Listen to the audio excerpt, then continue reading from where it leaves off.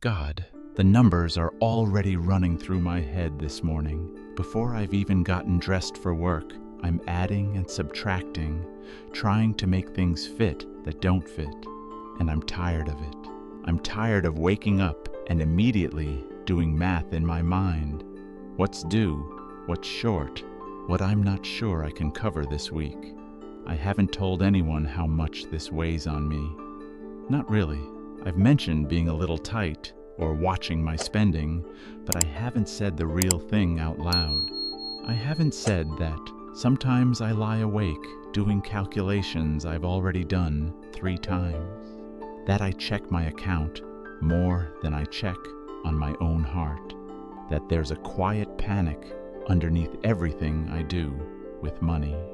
A feeling that no matter how hard I work, I'm always one unexpected expense away from falling behind. And I'm about to walk into work again today, carrying all of that silently. Lord, I don't want to bring you a prayer that sounds like I'm asking you to drop money from the sky. That's not what this is. What I need is harder to say than that. I need you to know, really know, that I'm scared. Not the kind of scared that makes the news. The quiet kind. The kind that sits in your stomach on a Tuesday morning while you're tying your shoes, wondering if everything is going to be okay. I've been working, you know I have. I show up. I give what I have. But the gap between what I earn and what life actually costs keeps shifting underneath me, and I can't seem to close it by trying harder. And honestly, the worst part isn't even the shortage itself. It's the loneliness of it, because money trouble is the kind of trouble people don't talk about. Not honestly. We talk around it. We laugh about it. We say things are tight and change the subject. But we don't sit in a room and say what's really true. I'm afraid I'm not going to make it. So I'm saying it to you, right here, before I leave this house. Father, there are bills I'm not sure about. There are decisions coming that I don't have the margin for. There are things my family needs that I want to provide. And the distance between wanting and being able is where all my shame lives. I feel like I should have figured this out by now. Like everyone around me has some plan, some discipline, some advantage I somehow missed. And I know that comparison is a lie, but the lie gets so loud when your account is low. I confess that I've made money the measure of whether I'm doing okay, not just financially, but as a person, as a provider, as someone who is supposed to have it together by this point in life. And when the numbers don't work, I don't just feel broke. I feel like I am broken. Like the shortfall in my account is a shortfall in who I am. Forgive me for that. Not because wanting to provide is wrong, but because I've let the weight of it push you out of the room. I've treated this like a math problem that only human effort can solve. And I've carried it every single day, like evidence that I'm on my own in this. But I'm not on my own. Am I? You fed people in a wilderness where there were no stores, no paychecks, no plans, just morning dew and bread that came from nowhere they could explain. You took pure loaves and made them feed thousands. Not because those people had the right budget, but because you are the kind of God who provides when the math says there isn't enough. And I want to believe that for my life. Not someday, not in theory. Today, before I clock in, before the first email, before the next bill arrives in my inbox. So here is what I'm doing right now.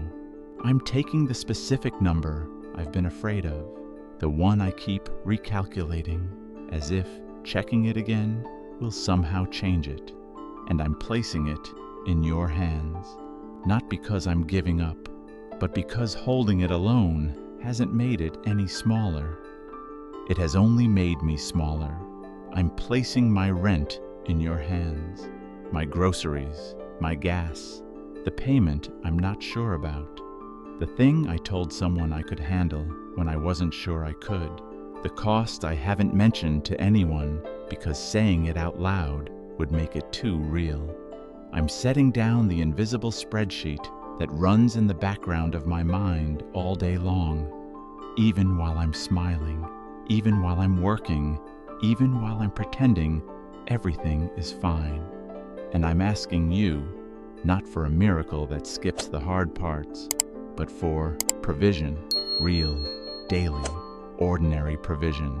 The kind that looks like an unexpected door opening, or wisdom I didn't have yesterday, or a conversation I wasn't expecting, or simply peace in the middle of not yet enough.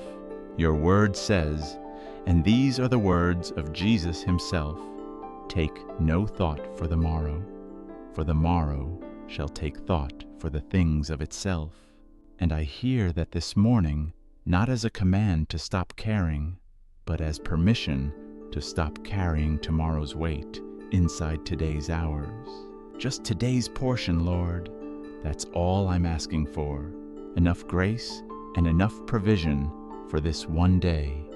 I pray now for everyone listening who carries this same invisible weight, the ones who smile at work but check their bank balance in the bathroom, the ones who say, I'm fine, when someone offers to cover lunch, not because they're fine, but because the shame of needing help feels heavier than the hunger.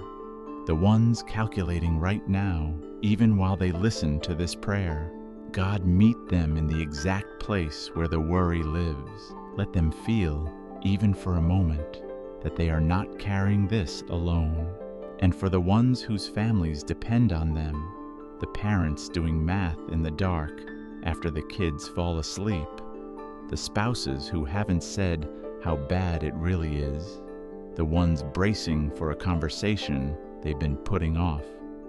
Hold them, not with answers yet, if the answers aren't ready, but with your presence, because sometimes the most important thing isn't the solution arriving. It's knowing that the God of the universe sees my situation and is not ashamed of me. Lord, I'm about to leave for work, and I want to walk out this door differently today, not pretending the pressure isn't real, but refusing to let it be the loudest voice in my head. I want to work today as someone who is provided for, not because the math finally adds up, but because you are faithful even when the math doesn't. Help me do my work well today. Help me be present where I am, instead of mentally running numbers in the background of every conversation. Help me leave the calculations here with you, even just for a few hours. I don't need to understand how you're going to work this out. I just need to stop believing that I'm the only one working on it. So I place today's money worries in your hands, not with dramatic faith, not with perfect confidence, but honestly, with open palms and a tired heart that has carried this quietly for too long. Walk with me to work today. Stay close through the hours, and when I get home tonight, let me look back and see that I was held the entire time, even in the moments I forgot I had asked. If this prayer touched something real inside you this morning, I want you to know you are not the only one who has prayed through money, fear with trembling hands. You are seen and you are not alone in this. And if meeting here in the quiet before your day begins has meant something to you, subscribing is simply how you and I keep finding each other on mornings like this one. Amen.